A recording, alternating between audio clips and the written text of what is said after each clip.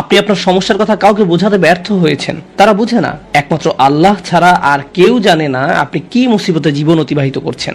আমাদের সকলেরই কোনো না কোনো সমস্যা রয়েছে। আল্লাহ নিজেই দুনিয়ার জীবনের এই বাস্তবতার কথা কোরআনে উল্লেখ করেছেন। তিনি বলেন, লাকাদ খলাকনাল ইনসানা ফি কাবাদ, নিশ্চয়ই আমি মানুষকে শ্রম নির্ভর রূপে সৃষ্টি করেছি। হয় আপনি মানসিকভাবে পরিশ্রান্ত, না হয় ইমোশনালি আপনি ক্লান্ত। অতিরিক্ত কাজের চাপে আপনি পরিশ্রান্ত, শারীরিকভাবে আপনি ক্লান্ত, স্বাস্থ্যগত দিক দিয়ে আপনি পরিশ্রান্ত, বয়সের ভারে আপনি ক্লান্ত। আপনার সমস্যা থেকে বের হয়ে আসার জন্য অনেক সমাধান খুঁজছেন, কিন্তু কিছুই কাজ করছে না। এভাবে আপনার সৃজনশীলতাও একসময় নষ্ট হয়ে যায়। আমরা সবসময় পরিশ্রান্ত জীবনযাপন করছি, আমরা প্রতিনিয়ত কোনো না কোনো সমস্যায় জর্জরিত। এই সমস্যাগুলো আমাদের চিন্তা শক্তির বেশিরভাগ অংশ দখল করে রাখে। অনেক সময় ইতিবাচক চিন্তা করার জন্য নিজের উপর জোর খাটাতে হয়, কারণ আপনি যদি জোর করে ইতিবাচক চিন্তা না করেন, তাহলে নেতিবাচক চিন্তাগুলো সবসময় এসে আপনার মাথায় জড়ো হয়ে থাকে।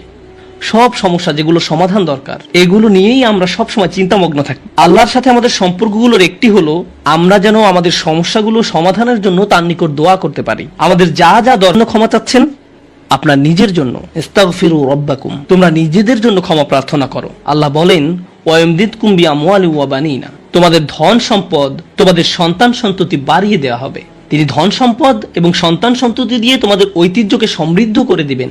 এমন সম্পদ নয় যা আপনাকে আল্লাহর কাছ থেকে দূরে সরিয়ে দিবে, কারণ এই টাকা দেওয়ার কথা এসেছে আপনার ক্ষমা চাওয়ার প্রেক্ষাপটে। তিনি আপনাকে ভালো অর্থ দিবেন যা আপনার জন্য দুনিয়াতে এবং পরকালে কল্যাণ নিয়ে আসবে। তিনি আপনাদের ভালো সন্তান দান করবেন যারা আপনার জীবিত থাকা অবস্থায় ভালো কাজ করবে, তারা আপনাদের সম্মান করবে, ভালোবাসা দেখাবে, আনুগত্য করবে, আপনি তাদের দেখে গর্বিত হবেন। এমনকি আপনি এই দুনিয়া ছেড়ে চলে গেলেও তারা ভালো কাজ করতে থাকবে, যা সাদাকায়ে জারিয়া হিসাবে আপনার আমলনামায় এসে যোগ হবে। আল্লাহ আপনাকে এই সব কিছু দান করবেন। প্রসঙ্গত এই দুই শব্দ, অর্থ এবং সন্তান সন্ততি, ইন্নাহুম আসাউনি ওয়াত্তাবাউ মান লাম ইয়াজিদহু মালুহু ওয়া ওয়ালাদুহু ইল্লা খাসারা, আমার সম্প্রদায় আমাকে অমান্য করেছে আর অনুসরণ করেছে এমন লোককে যার অর্থ ও সন্তান সন্ততি কেবল তার ক্ষতি বৃদ্ধি করেছে।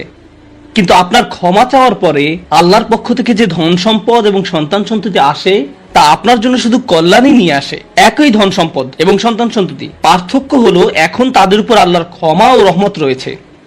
বিষয়টা এমন যেন তারা দূষিত হয়ে গিয়েছে, যতক্ষণ না আল্লাহ তার ক্ষমার মাধ্যমে তাদের পরিশুদ্ধ করেন। আল্লাহর নিকট ক্ষমা প্রার্থনা করলে কত শত পথ আপনার জন্য খুলে যাবে। আসমানের দরজা আপনার জন্য এমন ভাবে খুলে যাবে যে আপনি কল্পনাও করতে পারবেন না। আপনি সবকিছু আরো ভালোভাবে বুঝতে পারবেন। আপনার ব্যক্তিগত সমস্যাগুলো দূর হতে শুরু করবে। উদাহরণস্বরূপ রাগের কথা ধরা যাক। রাগ হওয়া থেকে মুক্তি পাওয়া আসলেই অনেক কঠিন।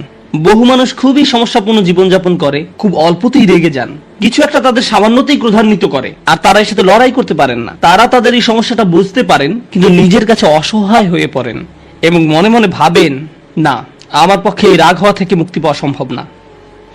হুদায়বিয়ার সন্ধির সময় সাহাবীরা খুবই রাগান্বিত হয়ে পড়েছিলেন। তাদের রাগ দূর করা সম্পর্কে আল্লাহ কি বলছেন? তিনি বলছেন, ওয়া আনজালাস সাকিনাতা ফি কুলুবিল মুমিনিন, তিনি আকাশ থেকে বিশ্বাসীদের অন্তরে প্রশান্তি নাজিল করলেন। প্রশান্তি আমাদের নিজেদের কাছ থেকে আসে না, আমরা নিজেদের প্রশান্ত করতে পারি না। মুসা আলাইহিস সালামের মা ভয়ে টেনশনে প্রায় মারা যাচ্ছিলেন, যখন তার ছোট শিশু একটা বক্সে বন্দি করে পানিতে ভাসিয়ে দিলেন। লাউলা আর রাবাতনা আলা কলবিহা, যদি আমি তার হৃদয়কে দৃঢ় করে না দিতাম। তার নিজের পক্ষে সে অন্তরকে দৃঢ় করা সম্ভব ছিল না। ঐশ্বরিক হস্তক্ষেপ বললে এটা ব্যাপার আছে। আল্লাহ তার অন্তরকে দৃঢ় করেছিলেন, যা আমাদেরকে আমাদের ব্যক্তিগত দুর্বলতা এবং প্রবণতা থেকে সুস্থ হতে সাহায্য করে। কিছু কিছু মানুষ অশ্লীলতার প্রতি খুবই আকৃষ্ট হয়ে পড়ে, কেউ কেউ ক্রোধ নিয়ন্ত্রণ করতে পারে না, আবার কেউ কেউ মারাত্মক লোভী, সবসময় শুধু টাকা পয়সা নিয়ে চিন্তামগ্ন থাকে। তারা এইসব থেকে বের হয়ে আসতে চায়, কিন্তু নিজেদের সাথে যুদ্ধ করে পারে না। এই সব সমস্যার সমাধান আসে আল্লাহর পক্ষ থেকে। আপনার একান্ত ব্যক্তিগত গভীর সমস্যার সমাধান আসে আসমান থেকে। বৃষ্টি যেমন পৃথিবীকে পরিষ্কার করে দেয়, তেমনি আসমান থেকে আল্লাহর রহমত এসে আপনার সমস্যাগুলোকেও ধুয়ে মুছে পরিষ্কার করে দেয়। ওয়ায়াজআল লাকুম জান্নাতিন ওয়ায়াজআল লাকুম আনহারা, তোমাদের জন্য উদ্যান স্থাপন করবেন, তোমাদের জন্য নদী নালা প্রবাহিত করবেন। অর্থাৎ আল্লাহ বলছেন, যদি শুধু ক্ষমা চাও সবই দিব। আমি আপনি মনে করি যে যদি আমরা আল্লাহর কাছে ক্ষমা চাই তাহলে শুধু ক্ষমা পাবো, কিন্তু আল্লাহ বলছেন যদি ক্ষমা চাও তাহলে এমন কিছু নেই যা আমি তোমাদের দিব না। বিষয়টা এমন যে আপনি ইচ্ছা করলে এক এক করে বিভিন্ন জিনিস চাইতে পারেন, অথবা শুধু ক্ষমা চান তাহলে সবই পাবেন। কি আর বাকি থাকে? অর্থ, সন্তান সন্ততি, আপনার সকল সমস্যার সমাধানে আকাশ খুলে যাবে, বাগান, নদী, সবকিছু আপনার জন্য প্রস্তুত। মানুষ সাধারণত মনে করে যে যদি তারা আল্লাহর ক্ষমা চায় তাহলে এটা শুধু তাদেরকে পরকালে সাহায্য করবে, কিন্তু এই আয়াতগুলো আমাদের বলছে না। এই আয়াতগুলো আমাদেরকে বলছে যে না, আল্লাহ শুধু আমাদেরকে পরকালেই সাহায্য করবেন তা নয়, তিনি আমাদেরকে এই দুনিয়াতেও সাহায্য করবেন। একবার হজের কথা চিন্তা করুন। আমার আপনার জন্য হজের সবচেয়ে বড় অনুপ্রেরণা হলো আমাদের অতীতের সকল গুনাহ মাফ করে দেওয়া হবে, আমরা নতুন করে আবার শুরু করতে পারবো। যে কাপড়ে আপনি কবরে শায়িত হওয়ার কথা সেরকম একটি কাপড়ে আপনি হজে যান। এমনকি হজের সময় যখন আমরা মার্চ করি সেই সম্পর্কে বলা হয়েছে সুম্মা আফিদু মিন হাইসু আফদান নাস ওয়াস্তাগফিরুল্লাহ, অতঃপর তোমরা প্রত্যাবর্তন করো যেখান থেকে মানুষরা প্রত্যাবর্তন করে এবং আল্লাহর কাছে ক্ষমা চাও। হজের মূল বিষয় হলো আল্লাহর নিকট ক্ষমা চাওয়া, এটাই হজের মূল উদ্দেশ্য। আর সেই হজের সময় আমরা কি দোয়া করি? রব্বানা আতিনা ফিদ দুনিয়া হাসানা ওয়া ফিল আখিরাতি হাসানা ওয়া ফিল আখিরাতি হাসানা। প্রতিটি তাওয়াফে একই দোয়া পাঠ করা হয় যা কোরআনে মাজিদে এসেছে। রব্বানা আতিনা ফিদ দুনিয়া ওয়া ফিল আখিরা ও রব্বানা আতিনা ফিদ দুনিয়া হাসানা ওয়া ফিল আখিরাতি হাসানা। আমাদেরকে এই দুনিয়ার কল্যাণ এবং পরকালের কল্যাণও দান করুন। অন্য কথায় এই দুনিয়ায় আমাদেরকে এমন কল্যাণ দান করুন যা পরকালের কল্যাণকে নিশ্চিত করবে। এরকম কিছুর অস্তিত্ব রয়েছে, আর এই সব কিছু আমরা তখনই পাব যখন আপনি আন্তরিকতার সাথে আল্লাহর নিকট ক্ষমা চাইব। খুতবার এই অংশটার উদ্দেশ্য ছিল আপনাদের নিকট ক্ষমা চাওয়ার কিছু উপকারিতা তুলে ধরা, ক্ষমা চাওয়ার লক্ষ্য বর্ণনা করা। কিন্তু আমরা এখনো বলিনি যে কিভাবে ক্ষমা চাইব। কেউ কেউ কৃত্রিম উপায়ে ক্ষমা চায়, আস্তাগফিরুল্লাহ আস্তাগফিরুল্লাহ আস্তাগফিরুল্লাহ। কারো কারো জন্য এটা এত নকল যে একবার আলী রাদিয়াল্লাহু তাআলা আনহু একজনকে এরূপ করতে দেখে বললেন, তোমার ইস্তেগফারেরও ইস্তেগফার প্রয়োজন, এর মাধ্যমে শুধু জিহ্বার ব্যায়ামই হয়, আর কিছু না। আমি এখন আপনাদের এমন একটি বিষয়ের কথা বলবো যা আমাদেরকে আল্লাহর নিকট ক্ষমা চাওয়া থেকে বিরত রাখে। বিষয়টা একজনের কাছে কতটুকু প্রত্যাশা করা হয় তার সাথে সম্পর্কযুক্ত। কিছু কিছু মানুষ মনে মনে এই সিদ্ধান্ত উপনীত হয়ে যায় যে আমি সারা জীবন ধরে অসংখ্য পাপে নিমজ্জিত ছিলাম, আল্লাহ মনে হয় আমাকে খুব একটা পছন্দ করেন না। কোনো কোনো মানুষ এমনকি এতদূর পর্যন্ত চলে যায় যে বলে ওঠে আল্লাহ আমাকে পছন্দ করেন না, আল্লাহ আমার উপর খুবই রাগান্বিত। আমি জানতাম আল্লাহ এই কাজগুলো আমাকে করতে নিষেধ করেছেন, কিন্তু তারপরও আমি করেছি। শুধু একবার নয়, বহুবার এই খারাপ কাজগুলো করেছি। সুতরাং আল্লাহর ভালো মানুষের তালিকায় আমি নেই, আমার নামাজের কোনো দাম নেই। মানুষ যখন নিজের সম্পর্কে এইরকম ধারণা পোষণ করে তখন সে কি করে জানেন? আমি তো খুবই খারাপ মানুষ। আপনি কি আমার জন্য একটু দোয়া করতে পারবেন? কারণ আমি ইতোমধ্যে দোয়া করার যোগ্যতা হারিয়ে ফেলেছি। এখন আপনাকে আমার জন্য দোয়া করতে হবে, কারণ আমি আশা করছি আল্লাহ অন্তত আপনার দোয়া কবুল করবেন। এতে হয়তো আমার একটা সুযোগ তৈরি হতে পারে, কারণ আমার কথা তিনি শুনবেন না। আপনাদেরকে আবার একটু পিছনে নিয়ে যাই। নূহ আলাইহিস সালাম কাদের কাছে আল্লাহর নিকট ক্ষমা চাওয়ার এই প্রস্তাব তুলে ধরেছিলেন? নূহ আলাইহিস সালাম কি এমন মানুষদের নিকট এই প্রস্তাব তুলে ধরেছিলেন যারা সারা রাত মসজিদে কাটাতো, যারা প্রতি বছর হজ পালন করতে যেত, রোজা রাখতো এবং অন্যান্য সৎ কাজ করত? না, নূহ আলাইহিস সালাম ক্ষমা পাওয়ার এই প্রস্তাব তুলে ধরেন ইতিহাসের অন্যতম একটি বিদ্রোহী সম্প্রদায়ের প্রতি, যারা প্রজন্মের পর প্রজন্ম ধরে বিদ্রোহী ছিল। তিনি তাদের বলেন, তোমরা যদি শুধু ক্ষমা চাও, আল্লাহ শুধু তোমাদের ক্ষমা করবেন তাই নয়, বরং তিনি তোমাদের জন্য আকাশের ধনভাণ্ডার খুলে দেবেন। নিজের সম্পর্কে এমন বলবেন না যে আমি অনেক দূরে হারিয়ে গেছি, যদি কিছু হয় তা হবে আমার মায়ের দোয়াতে বা অন্য কারো দোয়াতে। আপনার মনের এমন অবস্থার সুযোগ গ্রহণ করে শয়তান, মানুষের মনের হতাশাজনক পরিস্থিতির সুযোগ গ্রহণ করে শয়তান, আর এর মাধ্যমে তাকে শিরকে নিমজ্জিত করে। এই হতাশা শিরকের একটি দরজা। কেন জানেন? তখন মিথ্যা ধর্ম আসে এবং আপনাকে বলে আপনি তো অনেক বড় পাপী, আপনার পক্ষে ক্ষমা পাওয়া সম্ভব নয়। যিশুকে বলুন আপনাকে ক্ষমা করে দিতে। আপনি যিশুর সাথে ভালো সম্পর্ক করুন, তিনি আল্লাহর সাথে আপনার সম্পর্ক ভালো করে দিবেন। আল্লাহ এবং আপনার মাঝখানে যিশু এসে দাঁড়াবে, অথবা তারা অন্য কাউকে মাঝখানে দাঁড় করাবে, বলবে অমুক পীর, তার কবরের কাছে গিয়ে কিছু চকলেট রাখো। তাহলে তিনি আল্লাহকে বলবেন আপনার সমস্যার সমাধান করে দিতে। আপনি এখন আল্লাহর সাথে কথা বলতে পারবেন না, কিন্তু ওই পীর তিনি আল্লাহর প্রিয় বান্দা, তাই আপনি তার মাধ্যমে আল্লাহর কাছে আপনার দরখাস্ত পেশ করুন। এভাবে শিরকের দরজা খুলে যায়। অন্য কথায় আল্লাহর সাথে আমাদের সরাসরি যোগাযোগের মূল বিষয়টি তাওহীদের মানেই হলো সরাসরি যোগাযোগ। লা ইলাহা ইল্লাল্লাহ একই কথা বলে, আর এই সব কিছুর মূল কথা হলো আপনার যা প্রয়োজন তা সরাসরি আল্লাহর নিকট প্রার্থনা করুন। যে বিষয়টি আমাদের সকল প্রয়োজন পূরণ করবে তা হলো আল্লাহর নিকট ক্ষমা প্রার্থনা করা। এখন এই ক্ষমা চাওয়াটা দুই ভাবে হয়ে থাকে, জিহ্বার মাধ্যমে ক্ষমা চাওয়া এবং অন্তরের মাধ্যমে ক্ষমা চাওয়া। মানুষ সাধারণত নিজের পক্ষে যুক্তি দিয়ে থাকে। আমি যদি কোনো কারণে আপনার সমালোচনা করি, যেমন ধরুন কাউকে বললাম এই যে আমি আপনাকে অমুক অমুক কথা বলতে শুনেছি, সে তাৎক্ষণিক হয়তো বলে উঠবে এক্সকিউজ মি, আমি এমনটা বোঝাতে চাইনি, আপনি তো পুরো ঘটনাটা জানেনই না, আপনি সাথে সাথে নিজের পক্ষে যুক্তি দিতে শুরু করেন, আত্মরক্ষামূলক হয়ে ওঠেন। বালিল ইনসানু আলা নাফসিহি বাসীরা ওয়ালাউ আলকা মাআযিরা। মানুষ নিজের সম্পর্কে সুধারণা পোষণ করে, তারা প্রচুর অজুহাত দেখায়। আপনি যদি আসলেই আল্লাহর ক্ষমা চান, আপনাকে নিরিবিলি একটা সময় খুঁজে পেতে হবে। যদি আরবিতে দোয়া করতে না পারেন, কোনো সমস্যা নেই। আপনি শুধু পাঞ্জাবি, বাংলা, বাহাসা বা উর্দু জানেন, কোনো ব্যাপার না। আপনি আপনার নিজস্ব ভাষাতে আল্লাহর সাথে কথা বলুন, আন্তরিকতার সাথে আপনার অপরাধগুলো স্বীকার করুন, কোনো অজুহাত দেখাবেন না। এরকমটা করতে পারা আসলেই কঠিন, কারণ আয়নার সামনে দাঁড়িয়েও আমরা নিজের সাথে মিথ্যে কথা বলি, নিজেকে এভাবে প্রবোধ দেই, আমি আসলে অত খারাপ না, আমি যা যা করেছি তার কারণ আছে। যখন আপনি আল্লাহর সামনে দাঁড়াবেন, নিজের কাজের বৈধতা দেওয়ার কথা ভুলে যান। আল্লাহ জানেন আপনি কি অবস্থার মধ্যে দিয়ে যাচ্ছেন, তিনি জানেন এটা কঠিন সময় ছিল, তিনি জানেন অমুক অমুক বিষয় আপনাকে সম্পূর্ণ গ্রাস করে ফেলেছিল। ইয়া রব, আমি অনেক চাপের মধ্যে ছিলাম তাই মদ খেয়েছি।